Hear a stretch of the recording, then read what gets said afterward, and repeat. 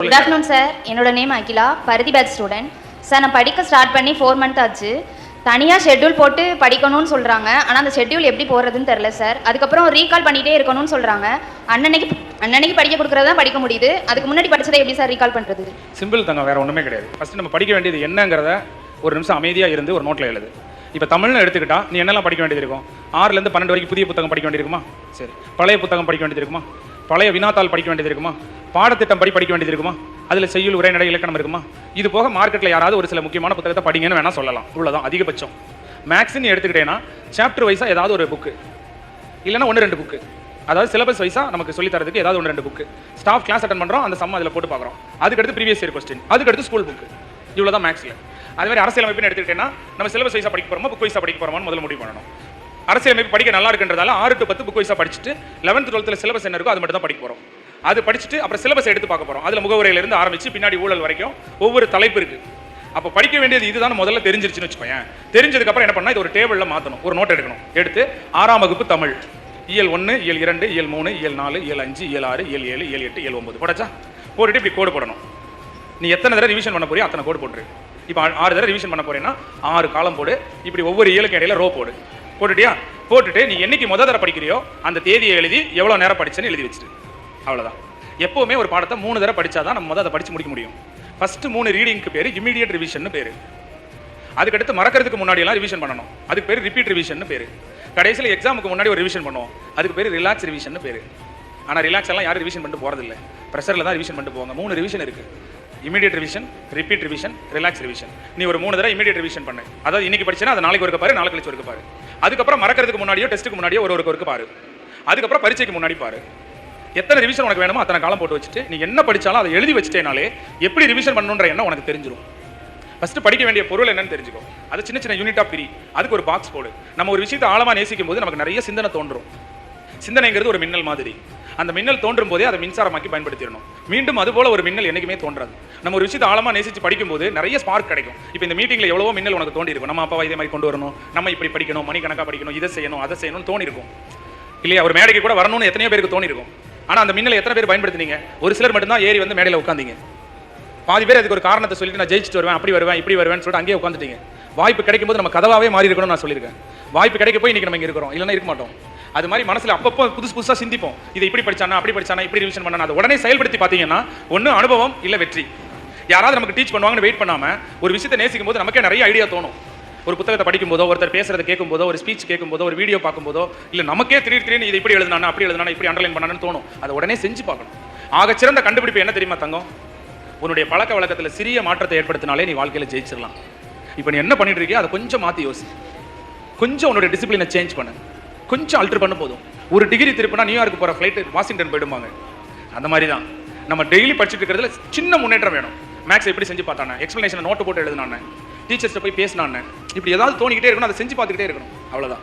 ஒரு சின்ன change. Motivation 2 நாளைக்கு தான். ஆனால் உன் டிசிப்ளினில் ஒரு சின்ன சேஞ்ச் வந்துச்சுன்னு வச்சுக்கோ, என் வாழ்நாள் முழுக்க உனக்கு வெற்றி தான். புரியுதா புரியலையா? அதனால முதல்ல என்ன படிக்கணும்னு தெரிஞ்சுட்டு அதை தனித்தனி யூனிட்டாக பிரித்து அதுக்கு பாக்ஸ் போடு. நீ இன்னைக்கு போட்ட எஃபர்ட் அதில் கொண்டு போய் பதிவு செஞ்சு வை.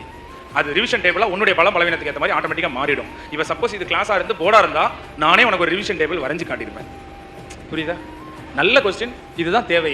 எப்படி படிக்கணும்னு தெரிஞ்சுக்கிறதா ரொம்ப அவசியமானது. எப்படி நோட்ஸ் எடுக்கணும், எப்படி ரிவிஷன் பண்ணணும், இந்த கேள்வி தான் நீங்கள் ஆசிரியர் பெருமக்கள்கிட்ட நிறைய தடவை கேட்கணும். என்னை கேட்டால் ஒரு கிளாஸில் ஒரு செஷன் நடத்துறதுக்கு பதிலாக எப்படி நான் படிப்பேன், எப்படி ரிவிஷன் பண்ணுவேன், எப்படி நோட்ஸ் எடுப்பேன், எப்படி குரூப் ஸ்டடி பண்ணுவேன், எப்படி கொஸ்டின் பேப்பர் அனலைஸ் பண்ணுவேங்கிறத கிளாஸாக எடுக்கணும்.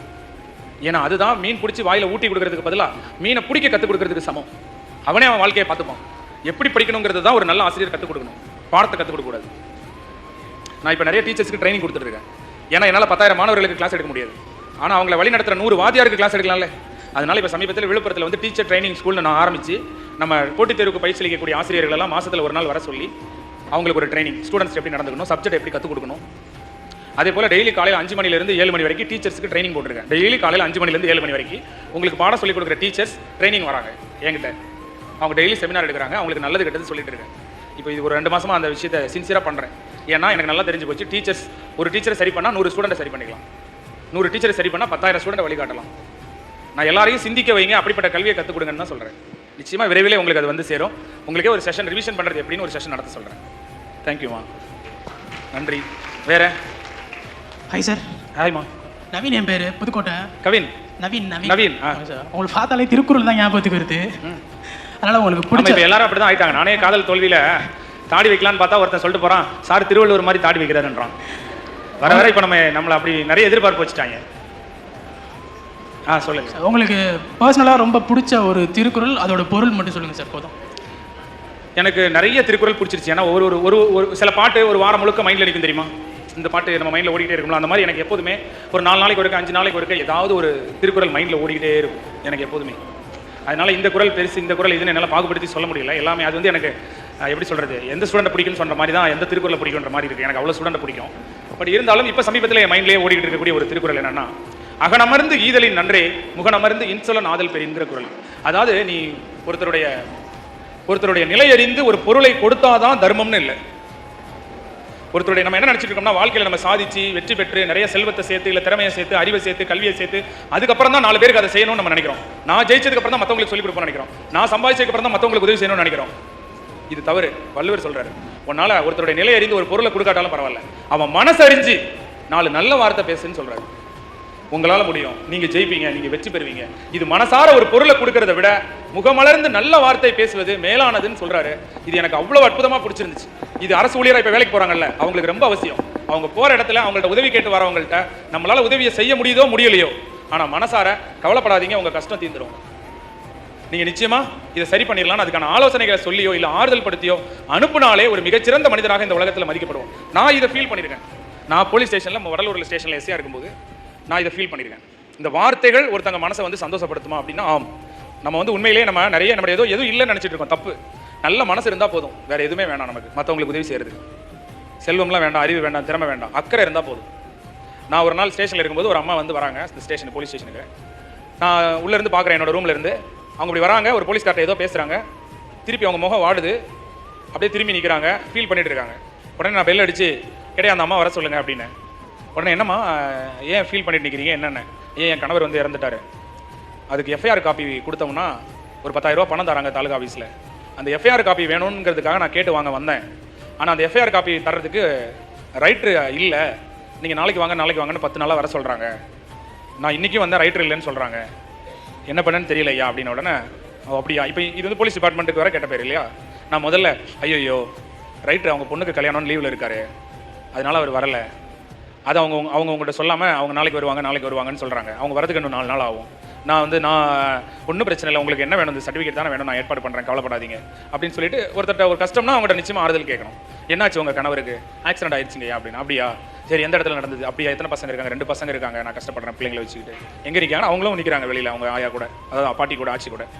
உடனே அவங்கள்ட்ட அந்த இடத்துல அவங்கள ஆறுதல் படுத்தி கவலைப்படாதீங்க, நீங்கள் நாளைக்கு வாங்க, நானும் அந்த பொருளை கொடுக்கல, நீங்கள் நாளைக்கு வாங்க, அதுதான் கடைசியாக இருக்கும், உங்களுக்கு நான் நிச்சயமாக ஒரு எஃப்ஐஆர் காப்பி ட்ரூ காப்பின்னு கையெழுத்து போட்டு வச்சுருக்கேன், ரைட்டர்கிட்ட ஃபோன் பண்ணி கேட்டுட்டு நீங்கள் எந்த கவலையும் படாதீங்க, எவ்வளவோ கஷ்டத்தை பட்டுட்டீங்க, இதெல்லாம் ஒரு பெரிய கஷ்டமாக உங்களுக்கு, பார்த்துக்கலாம் அப்படின்னு சொல்லிட்டு உங்கள் பிள்ளைங்க இப்போ என்ன படிக்கிறாங்க, ஃபஸ்ட் ஸ்டாண்டர்ட் எல்கேஜி படிக்கிறாங்கன்னு சொன்னாங்க.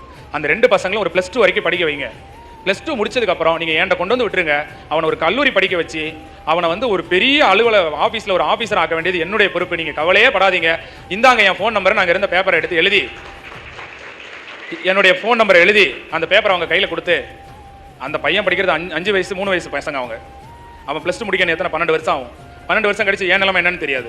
நானே மாதம் இந்த 1ஆம் தேதி சம்பளம் போட்டால் தான் நான் வந்து என்ன செய்ய முடியும், என் குடும்பத்துக்கு அனுப்ப முடியும், நான் வந்து சாப்பிட முடியும், அந்த நிலைமையில் வேலை பார்த்துட்டு இருக்கேன் நானே.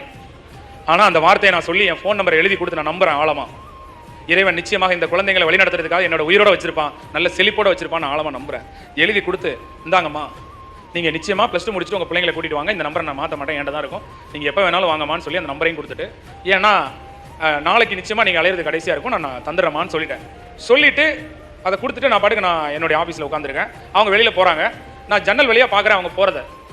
அவங்க நேராக போனாங்க, போலீஸ் ஸ்டேஷன் வாசலில் ஒரு பிள்ளையார் கோயில் உண்டு, அந்த பிள்ளையார் கோயில்கிட்ட தான் 2 பிள்ளையும் வச்சுக்கிட்டு அந்த பிள்ளையாரை சாமி கும்பிடுறாங்க. கும்பிடும்போது நான் எழுதி கொடுத்த பார்த்தீங்களா ஃபோன் நம்பர், ஒரு பேப்பர், அந்த பேப்பரை அந்த சாமி கிட்ட காட்டி கண்ணில் கண்ணீரோட அந்த பேப்பரை வச்சு சாமி கும்பிடுறாங்க. இதை என் கண்ணால் பார்க்குறேன். நான் என்ன செஞ்சுட்டு ஏதாவது உதவி செஞ்சேன், நான் எந்த உதவியும் செய்யலை. ஏங்க இந்த உலகத்தில் நீங்கள் நினைக்கிற மாதிரி இல்லைங்க, யாருமே வந்து தன்மானம் உடையவங்க தமிழன்லாம், யாரும் யார்கிட்டையும் போய் உதவி எல்லாம் டக்குன்னு கேட்டலாம் நிற்க மாட்டாங்க, சுயமரியாதை இல்லாமல். ஆனாலும் கேட்டு வராங்க அப்படின்னா அவங்களுக்கு உதவி செய்யறதை விட நமக்கு முக்கியமான வேலை ஒன்றும் இல்லை. அது 4 நல்ல வார்த்தையாவது சொல்லலாம்ல. இந்த திருக்குறள் எனக்கு பிடித்த திருக்குறளாக இருந்தது. அகனமர்ந்து ஈதலின் நன்றே முகனமர்ந்து இன்சொல நாதல் பெரின். மனசார ஒரு பொருளை கொடுக்கறதை விட முகமலர்ச்சியோட நல்ல வார்த்தைகள் சொல்லி அவங்களை ஆறுதல் படுத்துறது எப்போதும் தேவை. எப்போதும் பாசிட்டிவாக மற்றவங்களுக்கு ஆறுதல் படுத்துறவங்களாம் நீங்கள் இருங்க. உங்கள்கிட்ட அது எப்போதுமே இருக்கும். அதுக்கு காசு பண்ணலாம் தேவையில்லை. நான் இருக்க மாப்பிள்ள, நீ படி மாப்பிள்ள. யாரோ ஒருத்தர் திடீர்னு போறான்னா, என்னடா வீட்டில் ஏதோ அப்பா உடம்பு சரியில்லைன்னு போறேன், டேய் ஏதாவது ஹெல்ப் பண்ணா கேள்டா, நான் வரேன்டா, எதுனா கூப்பிடுறான்னா, அது போதும் அந்த வார்த்தை. வேற ஒன்றும் வேண்டாம் வாழ்க்கையில். நான் துணையா இருக்கேன்ற, நான் ஜேபிக்கெலாம் ஒன்றுமே பண்ணவே இல்லை. நான் இருக்கேன் ஜேபி, அவ்வளோதான். அந்த ஒரு வார்த்தை தான், வேற எதுவுமே கிடையாது. நான் இருக்கேன் ஜேபி, அவ்வளோதான். நீ வந்து தனியாள் இல்லை, நான் இருக்கேன். அப்போ அந்த ஒரு வார்த்தை அவங்களுக்கு என்ன செய்ய, நான் மேடையில் இருப்பேன், நான் பார்த்துக்கிறேன், அவ்வளோதான். அந்த ஒரு வார்த்தை இந்த ப்ரோக்ராம் நடத்தி முடிக்க ஃப்ரீயாக என்ன செய்வாங்க, அவங்க ஒர்க் பண்ணுவாங்க. நம்ம அப்படி தான் இருக்கணுமே. நம்ம ஒருத்தர் அந்த இடத்துல இருக்கிறோம் அப்படின்னு சொன்னால் எல்லாத்தையும் நம்ம தோளில் தூக்கி சுமக்கிற ஒரு ஆளாக இருக்கணும். ஆமாம், தோளில் தூக்கி அமரகத்து வன்கொண்டார் போலன்னு சொல்லுவாங்களே, அந்த மாதிரி 1000 படை வீரர்கள் இருந்தாலும் ஒரு தளபதி தான் அதை தோளில் தூக்கி போகிறான். அந்த மாதிரி ஒரு தளபதியாக தான் எப்போதும் நம்ம எல்லாரும் இருக்கணும். சாதாரணமாக இருந்துடக்கூடாது நம்ம சரியா.